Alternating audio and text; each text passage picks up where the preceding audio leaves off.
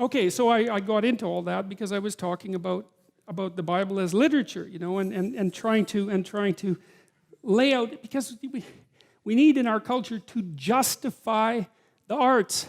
And you have to, I don't want to do that by talking about high culture, talking about something abstract and evanescent. That's the wrong way to go about it.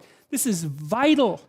You know, like one of the things that's really interesting about the University of Toronto is that the one side of the campus where we are is beautiful, medieval cathedral, and the other side is god-awful factory. And you know, and the thing is, the attitude towards knowledge has paralleled that architectural transformation. You know, at one point, the humanities, let's say, were a sacred endeavor, and so was the art of being educated in the university, and that's turned into like mass factory, and that's reflected in the architecture. This isn't accidental. None of this happens by random chance, you know. It's not like there's a conspiracy or anything, because there isn't, but that doesn't mean that these things aren't tangled together. And the loss of beauty in the universities is a catastrophe, because without that beauty, there's no call to higher being. You know, this is also why, you know, I've mentioned to people that they should clean up their rooms. That's become quite the internet meme. But I'm really serious about it, because it's really hard to do that. And I've been cleaning up my room, by the way, for about 4 months now, because my life was thrown into such a catastrophe, and also we were renovating. And so, but it isn't just that you clean it up, you also make it beautiful. And it's really hard to make something beautiful. And it's really worthwhile. And what's really cool is if you learn to make something beautiful, even one thing, if you can just make one thing in your life beautiful, then you've established a relationship with beauty. And then you can start to expand that relationship with beauty out into the world, like into other elements of your life. And that is so worthwhile. It's just incredibly, crazily worthwhile. And that's an invitation to the divine. You know, you have to be daring to do that. And people are terrified of it. People are terrified of color. They paint their walls beige. They're terrified of art. They buy some mass-produced thing because they don't want anybody laughing at them for their lack of taste. And they would get laughed at because they have no taste. But you have to, well, it's right, because what do you know, right? You have to develop it. And so you're going to stumble along and make mistakes to begin with. And you're going to show yourself, because if you buy, oh, I think this is pretty, and you know, somebody comes over and goes, hey, what's up with you? It's kind of hard on your self-esteem, but it's you're stumbling towards the right, you're stumbling towards the kingdom of God. That's what you're stumbling towards when you try to make an aesthetic decision and to put something in your life that's beautiful. And it's unbelievably worthwhile to do that. And you have to steer clear of the frauds and the con artists and all of that. And art is full of that, of course, because it's difficult to distinguish between the real thing and the fraud, but it's unbelievably worthwhile. And so back to literature. I'm telling you this partly because I've been thinking a lot about the humanities and the arts. And practically speaking, because I know that artistic types are also entrepreneurial types, they're the same personality types, and so it's very much worthwhile to make an economic and practical case for this sort of thing. You study literature in the humanities so that you can familiarize yourself with the wisdom of our civilization. Man, you should do that, because people have been working on this thing for a long time, and it's rich beyond comparison, so why wouldn't you do that? And you teach yourself to read, and you teach yourself to speak, and you teach yourself to think, and you teach yourself to communicate. And I can tell you, if you can read and think and communicate, you are absolutely 100% unstoppable.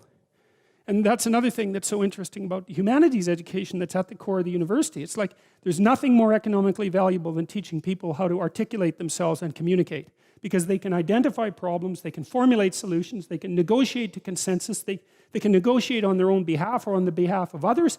It's like there's absolutely no downside to it, except that there's responsibility that goes along with it. But it doesn't matter, because there's no escape from responsibility. You can either take it voluntarily or you can take it involuntarily. Those are your options, but there aren't any other options. And so we need to understand the role of art and literature and stop thinking about it as an option. It's not an option. It's not an option. What is it said? Man does not live by bread alone. That's exactly right.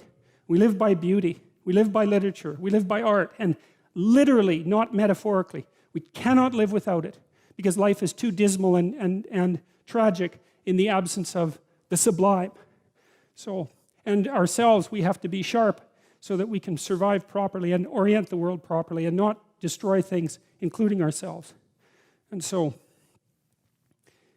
back to the Bible, which I do think is it's reasonably construed as a piece of literature because it's deep and because the people who wrote it had at least 1 foot in the unknowable. And they're trying to communicate what they experienced in the unknowable to make it known. And that's partly what we're trying to do in this series and what you're trying to do while you're listening and all of that. And so good for that. And also that nation whom they shall serve I will judge, and afterward they'll come out with great substance. There'll be a period of tyranny. You know, and there's a psychological truth to that too. One of the things I learned from reading Nietzsche, because you can learn a lot from reading Nietzsche, that's for sure. He talked about the Catholic Church. You know, Nietzsche is often construed as a great critic of Christianity, and he certainly was. But he was no casual critic.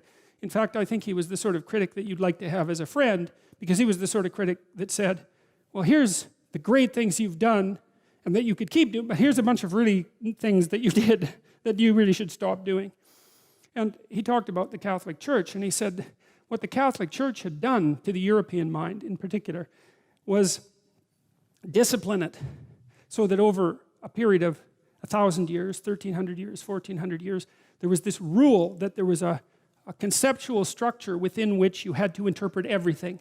And what that did was turn the educated European mind into a systematizing cognitive entity.